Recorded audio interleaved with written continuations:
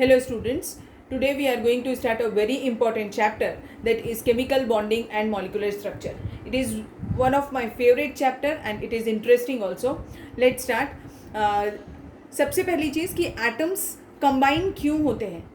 कुछ atoms combine होते हैं और कुछ एटम्स तो कंबाइन भी नहीं होते, और कुछ एटम्स जब भी कंबाइन होते हैं they have a fixed number of atoms के साथ ही वो अटैच होते हैं, और एटम्स कंबाइन होकर मॉलिक्यूल्स फॉर्म करते हैं और मॉलिक्यूल्स के पास एक डेफिनाइट शेप होता है.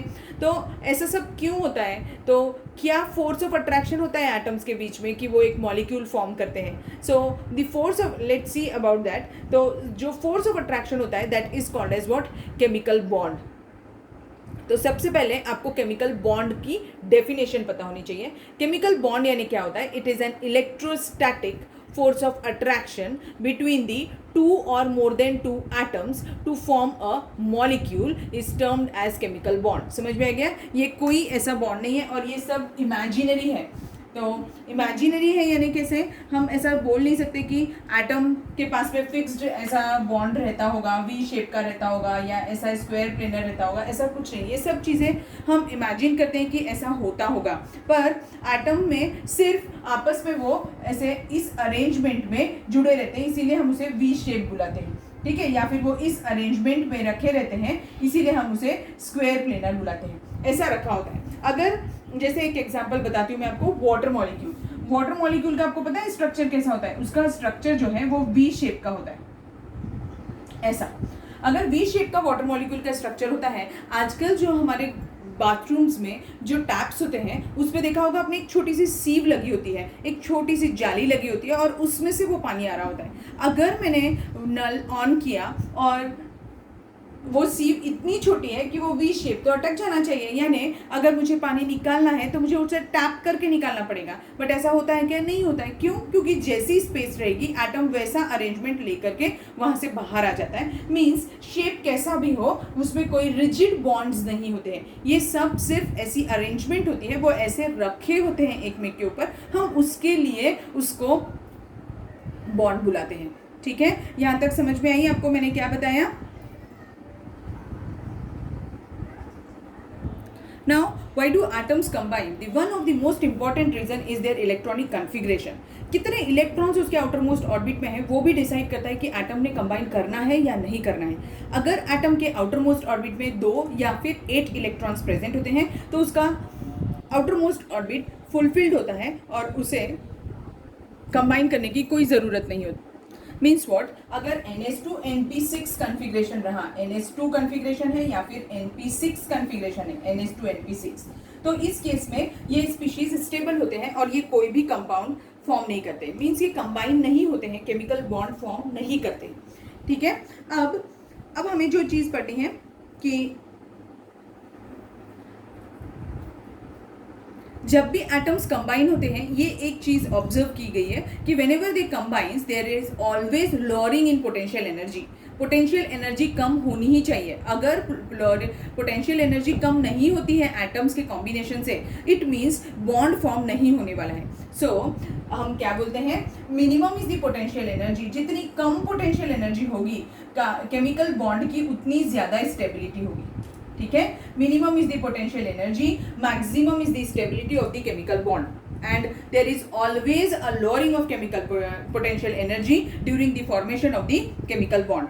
ठीक है, अब एक नया टॉपिक हमें इस पे पढ़ना है. हम एक एक करके थियरीज पढ़ेंगे कि कैसे मॉलिक्यूल्स फॉर्म होते हैं. उससे पहले हमें लेविस सिंबल्स पढ़ने हैं. लेविस सिंबल्स या फिर लेविस डॉट स्ट्रक्चर्स बुलाते हैं, वो देखते हैं क्या होता है. Now let's see what is Lewis symbols. Lewis symbols are also termed as Lewis electron dot symbols. Lewis was an American scientist who has given how to represent the valence electrons present in an atom. अब वो कैसे represent करता था वो देखिए. जैसे example ले लेती हूँ मैं, लिथियम एटॉमिक नंबर क्या होता है इसका? लिथियम का एटॉमिक नंबर 3. इसका इलेक्ट्रॉनिक कन्फिग्रेशन हम पढ़ चुके हैं, 1s2 2s1. तो अभी अगर इसका मुझे लेविस डॉट स्ट्रक्चर बनाना है तो क्या होगा? L और एक डॉट बना देंगे, यानी इलेक्ट्रॉन को मैं डॉट से रिप्रेजेंट कर रही हूँ या फिर इलेक्ट्रॉन को हम क्रॉस से भी रिप्रेजेंट कर सकते हैं. तो ये ऐसे रिप्रेजेंट करेंगे तो ये क्या हो जाएगा? लेविस सिंबल हो गया. ठीक है। वैसे ही सेम अगर मुझे कार्बन का बताना है, कार्बन एटॉमिक नंबर 6, कॉन्फ़िगरेशन क्या हो जाएगा 1s2 2s2 2p2।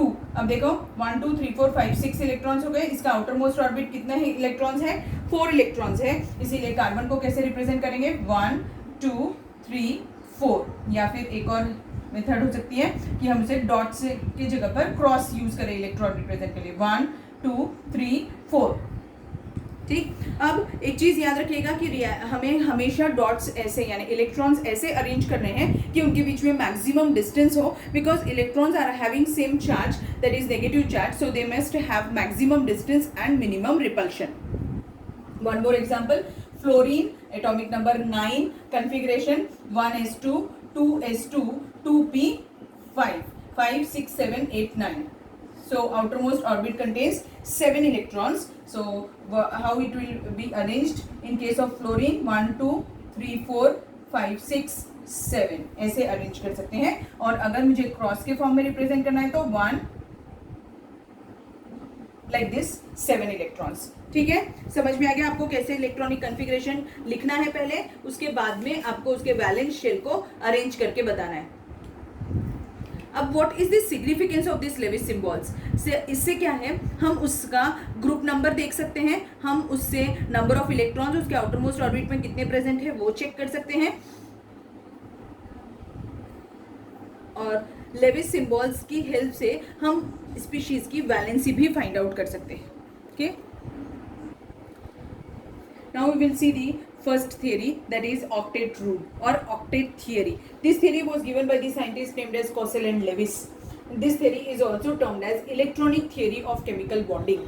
इस theory के accordingly कोई भी atom कब combine करता है उसके पास में जब उसका ऑक्टेट इनकम्प्लीट होता है। ऑक्टेट इनकम्प्लीट का मतलब क्या है, octet means what, it is 8। Octet का मतलब क्या होता है 8। अगर 8 इलेक्ट्रॉन से कम इलेक्ट्रॉन्स उसके आउटर मोस्ट ऑर्बिट में होते हैं, यानी वैलेंस शेल में उसके पास 8 से कम इलेक्ट्रॉन्स होते हैं, तो वो कंबाइन करता है। So according to octet theory and rule क्या है ये, an atom complete its octet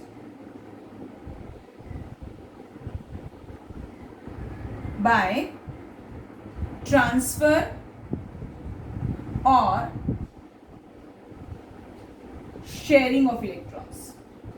ठीक है, तो अकॉर्डिंग टू दिस थियरी कोई भी एटम अपना ऑक्टेट कैसे कंप्लीट करता है, आइदर बाय ट्रांसफर और शेयरिंग ऑफ इलेक्ट्रॉन्स। तो हम इसे शॉर्ट में कैसे याद रख सकते हैं, बाय लॉस गेन और शेयर ऑफ इलेक्ट्रॉन। अब on the basis of this octet theory, दो यही ऑक्टेट रूल है, ऑक्टेट थियरी बोलो या ऑक्टेट रूल बोलो एक ही बात है। On the basis of this, whenever there is a loss or gain of electrons, the bond which is formed by the atoms is termed as ionic bond, and the bond which is formed by sharing of electrons is termed as covalent bond। ये हमने lower standard में पढ़ा है बेटा, आपने 2 types of bond पढ़े थे, ionic bond और कोवेलेंट बॉन्ड। तो अब आपको समझ में आया ये कहाँ से आया। If the atom completes its octet by losing electrons और by gaining electrons, the bond which is formed is termed as what, ionic bond. And if the atom completes its octet by sharing of electrons, it will be termed as what, covalent bond. अब हम ये दोनों bonds को detail में पढ़ेंगे। So first is ionic bond. Ionic bond means what? A bond which is formed by transfer of electrons is termed as ionic bond. Transfer of electrons से अगर bond form होता है तो उसे हम क्या बुलाते हैं, ionic bond. The other name for this bond is electrovalent bond. इसे electrovalent bond भी बुलाते हैं। अब क्यों बुलाते हैं electrovalent bond? Only because of electrovalency. Because of this electrovalency, it is termed as electrovalent bond. Let's see one example for it. Example, sodium. Sodium atomic number 11, configuration क्या हो जाएगा, 1s2 2s2 2p6 3s1, 1s2 2s2 2p6 3s1 means उसके outer most orbit में कितने electrons हैं, 1 electron है। So sodium is having 1 electron मोर। अब ये ट्रांसफर ऑफ इलेक्ट्रॉन्स कब तक करेंगे, जब तक उस स्पीशीज के पास नियरेस्ट नोबल गैस कॉन्फ़िगरेशन नहीं आ जाता, तब तक वो स्पीशीज इलेक्ट्रॉन्स या तो वो ट्रांसफर करेगी या फिर वो इलेक्ट्रॉन शेयर करेगी। So this is a single electron. अगर ये इलेक्ट्रॉन वो दे दे तो वो नियॉन गैस का इलेक्ट्रॉनिक कन्फिग्रेशन अटेन कर सकता है। That's why sodium is having one electron extra, and we have represented this sodium atom by the Lewis dot structure. Now this sodium is having one electron extra, so he will this sodium atom will donate this electron, means the electron will be lost by this sodium atom. And one more atom we will take an example, as we are going to see about the NaCl molecule. Chlorine atom, its atomic number is chlorine atomic number 17, configuration 1s2 2s2 2p6 3s2 3p5, means उसके outer most orbit में कितने electrons है? 7 electrons है। तो देखो 1 2 3 4 5 6 7 electrons है, means इसे एक इलेक्ट्रॉन डेफिसिट है ये, अगर इसे नोबल गैस कॉन्फ़िगरेशन चाहिए तो, या फिर उसके आउटर मोस्ट ऑर्बिट में 8 इलेक्ट्रॉन्स करने के लिए इसके पास एक इलेक्ट्रॉन डेफिसिट है। तो what he will do, he will take this electron from this sodium. As now in this case sodium is giving the electron, so he will act as what? Donor, and chlorine is accepting an electron, so it will act as what? Acceptor. So sodium is a donor and chlorine is an acceptor. Just by giving one electron from this sodium atom, he will attain, this sodium atom will attain the noble gas configuration of neon, and by accepting one electron from the sodium, chlorine will become argon. It will attain the noble gas configuration of argon gas, means 8 electrons हो जाएंगे उसके outermost orbit पे. That's why as by giving one electron, अगर मैं इसमें से एक electron minus कर दूँ, as now in the present case this sodium atom जो है इसके पास में 11 प्रोटॉन्स है और 11 इलेक्ट्रॉन्स है, और क्लोरीन के पास में 17 प्रोटॉन्स है और 17 इलेक्ट्रॉन्स है. By giving one electron, sodium will have now 11 proton but 10 electrons, means उसके पास में अब प्रोटॉन्स ज्यादा है, और कितने ज्यादा प्रोटॉन्स है? एक प्रोटॉन ज्यादा है. That's why this sodium atom will have a positive charge and it will become a sodium ion. Whereas by accepting one electron, chlorine will have 17 protons and 18 electrons, means it is having one more electron, extra electron as compared to the protons. And what is the charge over the electrons? It is minus. So this Cl will get a minus charge and the sodium will get a positive charge. Now as the Cl is minus charge, means it is also what? Ion. तो sodium भी ion है और chloride भी ion है. अगर दोनों ions है और दोनों के ऊपर कौन सा चार्ज है? अपोजिट चार्जेस है. So there will be an attraction between them. As a result of this Na positive charge and Cl negative, they will be attracted. As on attraction they will form what? NaCl. As this is uni positive, this is uni negative, so it will be neutralized on combining and it will form a NaCl molecule. समझ में आया कैसे किया मैंने ये अब देखो क्या होगा. अब Na के पास प्लस चार्ज है और Cl के पास माइनस चार्ज है, तो दोनों के बीच में फोर्स ऑफ अट्रैक्शन रहेगा. They will rush towards each other to form the chemical bond. और अगर वो रश होके आएंगे तो जैसे हम रन करते हैं तो हमारी पोटेंशियल एनर्जी कम होती है, सेम वैसे ही when sodium will rush towards chlorine and chlorine, both of them are going to rush to form the bond, they will lose potential energy, means there is lowering of potential energy. It means there will be a formation of chemical bond, and that bond will be, as that bond is between the ions, so it is termed as what? Ionic bond. समझ में आया. फिर अभी इसको ionic bond क्यों बुलाते हैं? क्योंकि ये बीच किसके बीच में होता है? आयंस के बीच में होता है, इसीलिए हम इसे आयनिक बॉन्ड बुलाते हैं. एक और टर्म मैंने यूज किया था, इलेक्ट्रोवैलेंट बॉन्ड. इसे इलेक्ट्रोवैलेंट बॉन्ड क्यों बुलाते हैं? इलेक्ट्रोवैलेंट बॉन्ड यानी क्या होता है? It is because of electrovalency. आपको पता है बेटा वैलेंसी क्या होती है? वैलेंसी यानी क्या? Number of electrons present in the valence shell, या फिर number of electrons present in the outermost shell, उसे हम क्या बुलाते हैं? वैलेंसी. अब इलेक्ट्रोवैलेंसी का मतलब क्या है? इलेक्ट्रोवैलेंसी यानी सोडियम के पास में कितने इलेक्ट्रॉन एक्स्ट्रा है जो वो दे देगा तो वो नोबल गैस इलेक्ट्रॉनिक कॉन्फ़िगरेशन लेगा? 1. तो इसकी इलेक्ट्रोवैलेंसी क्या हो गई? 1. और क्लोराइड के पास कितने इलेक्ट्रॉन कम है स्टेबिलिटी अटेंड करने के लिए? 1. इसीलिए इसकी भी इलेक्ट्रोवैलेंसी क्या हो गई? 1. ऐसा ही एक और एग्जांपल लेती हूँ, ऑक्सीजन. ऑक्सीजन का एटॉमिक नंबर क्या होता है? 8. अगर इसका कॉन्फ़िगरेशन लिखूँ तो 1s2 2s2 2p6 6 नहीं 4. ठीक है, 4 5 6 7 8 हो गए.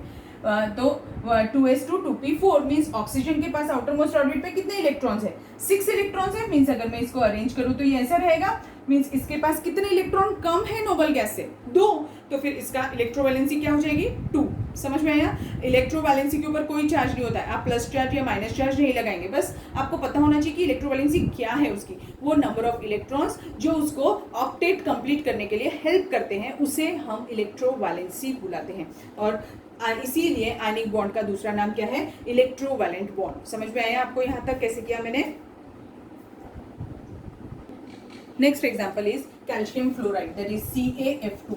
अगर CaF2 मॉलिक्यूल देखना है तो देखो क्या होगा। Calcium atomic number 20, configuration 1s2 2s2 2p6 3s2 3p 10 electrons 3p6 4s2 20 electrons. तो उसके आउटर मोस्ट ऑर्बिट में कितने इलेक्ट्रॉन्स हैं? 2 इलेक्ट्रॉन्स प्रेजेंट है। तो कैल्शियम में कितने इलेक्ट्रॉन्स प्रेजेंट है? 2 इलेक्ट्रॉन्स प्रेजेंट है। ठीक है। और उसके साथ में कौन लगा हुआ है? फ्लोरीन। तो फ्लोरीन का देखो, fluorine atomic number 9, configuration 1s2 2s2 2p5। तो उसके आउटर मोस्ट ऑर्बिट में कितने इलेक्ट्रॉन्स है? 7 इलेक्ट्रॉन्स है। तो फ्लोरीन 1 ऐसा।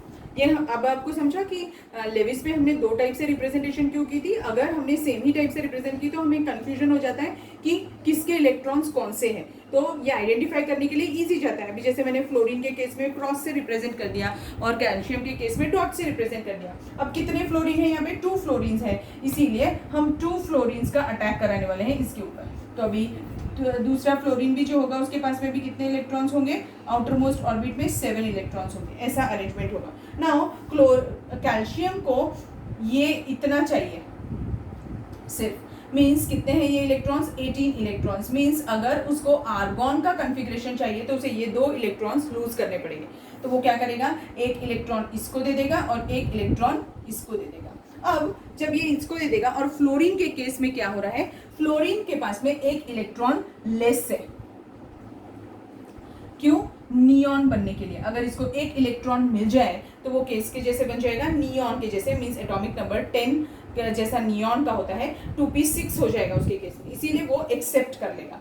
अगर वो एक्सेप्ट कर लेगा तो क्या होगा? देखो, कैल्शियम ने अगर 2 इलेक्ट्रॉन्स दे दिए तो वो क्या बन जाएगा? Ca2+ बन जाएगा। और फ्लोराइड ने अगर एक इलेक्ट्रॉन ले लिया तो उसके ऊपर कौन सा चार्ज आ जाएगा? माइनस। और एक और फ्लोराइड है उसके ऊपर भी कौन सा चार्ज आ जाएगा? माइनस, क्योंकि दोनों एक एक इलेक्ट्रॉन लेने वाले हैं।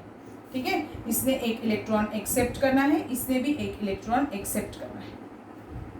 ऐसा स्पीशीज बन जाएगा। तो अभी ये कैसा होगा? देखो, जब मैंने आपको बताया था कैसे लिखते हैं, जब भी हमें लिखना होता है तो क्रॉस मल्टीप्लिकेशन होता है। फ्लोराइड के ऊपर कितना चार्ज है? -1 है। और कैल्शियम के ऊपर कितना चार्ज है? +2 है। इसीलिए जब लिखेंगे तो हमेशा पॉजिटिवली चार्ज पहले लिखना पड़ता है, नेगेटिवली चार्ज बाद में लिखना पड़ता है। और उसके चार्जेस कैसे होते हैं? जो उनके ऊपर चार्जेस होते हैं वो उनके बेस में क्रॉस में जाते हैं। कैल्शियम के ऊपर 2 था, इसीलिए इसके ऊपर 2 चले जाएगा।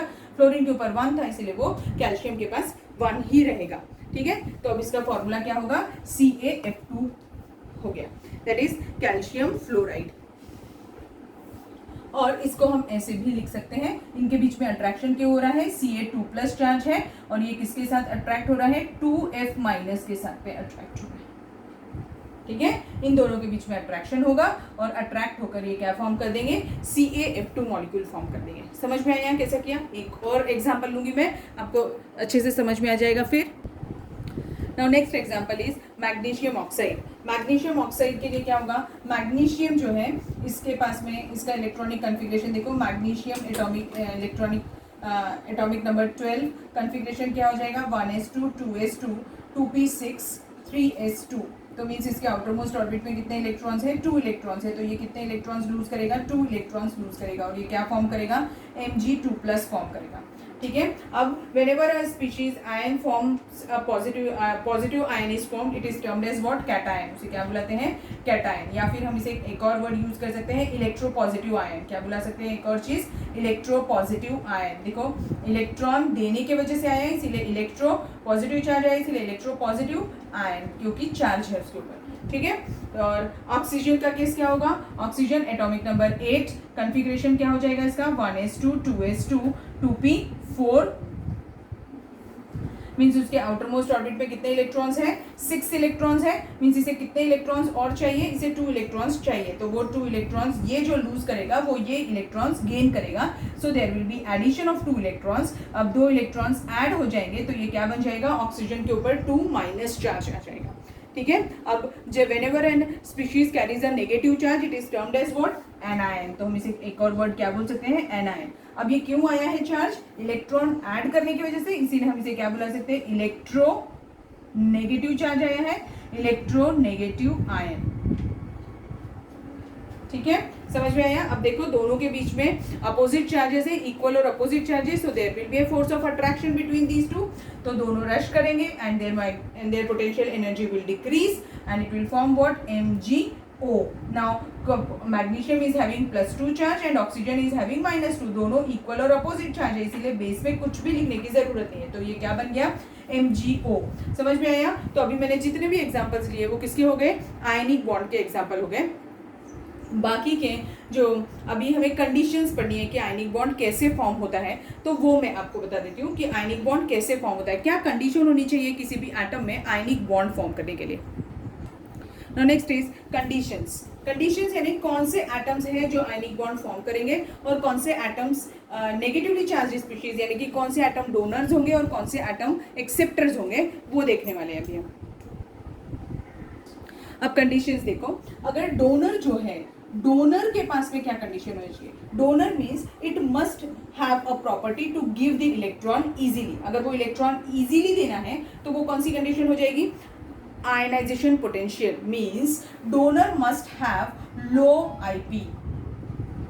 अब आपको समझा, मैंने पहले periodic classification of the elements chapter क्यों पढ़ाया, क्योंकि आपको यहाँ पर फिर आयनाइजेशन पोटेंशियल का हेल्प लगता है। तो वो चैप्टर अगर हमने ठीक से पढ़ा होगा तो ही हमें ये चैप्टर समझ में आएगा। तो पहले periodic classification of the elements के वीडियोस आप प्रॉपर्ली देखिए, कोई डाउट होगा तो पूछ लीजिए, पहले वो डाउट्स क्लियर कर लीजिए, उसके बाद में ही ये चैप्टर के वीडियोस देखना शुरू करेंगे और तभी आपको ये चैप्टर अच्छे से समझ में आएगा। बहुत ईजी चैप्टर है, बहुत इंटरेस्टिंग है।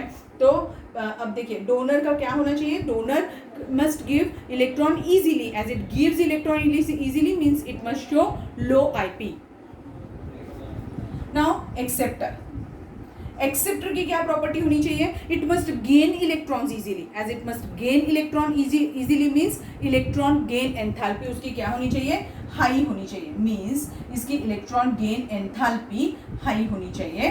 मीन्स डोनर की IP लो होनी चाहिए, एक्सेप्टर की इलेक्ट्रॉन गेन एंथैल्पी हाई होनी चाहिए। ये दो इंपॉर्टेंट पॉइंट है जो हमें याद रखनी है। अब नेक्स्ट चीज है, आयनिक बॉन्ड जब भी फॉर्म होता है तो क्या होने वाला है, इलेक्ट्रॉन एटम्स जब इलेक्ट्रॉन्स लूज कर देते हैं they will have charges over it and these charges are of opposite natures, that is one is a cation and other is the anion, so there will be an attraction between them. As there is an attraction so they will rush to form a bond, as they rushes to form a bond the energy is released and that energy is termed as lattice energy. क्या बुलाते हैं, lattice energy. Lattice energy means whenever a ionic bond is formed there is high lattice energy। हमेशा ही जब भी ionic bond form होता है तो lattice energy बहुत हाई होती है। अब लैटिस एनर्जी क्या होती है, lattice energy means what, it is the amount of energy released when 1 mole of a crystal lattice is formed। Note down करके रखो, कभी कभी क्वेश्चन पूछता है। फिर से एक बार डेफिनेशन रिपीट करती हूँ। Lattice energy means it is the amount of energy released when 1 mole of crystal lattice is formed।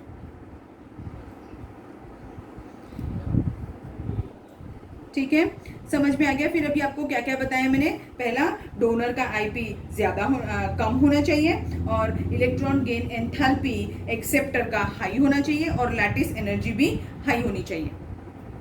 सो आज की क्लास के लिए बस इतना ही। नेक्स्ट चीज़ अभी हम लैटिस एनर्जी थोड़ा और डिटेल में पढ़ेंगे, फिर मैं आपको कैरेक्टरिस्टिक्स पढ़ाऊंगी। अभी हमारा कोवलेंट बॉन्ड शुरू नहीं हुआ है, वो भी पढ़ेंगे हम। चलिए, थैंक यू।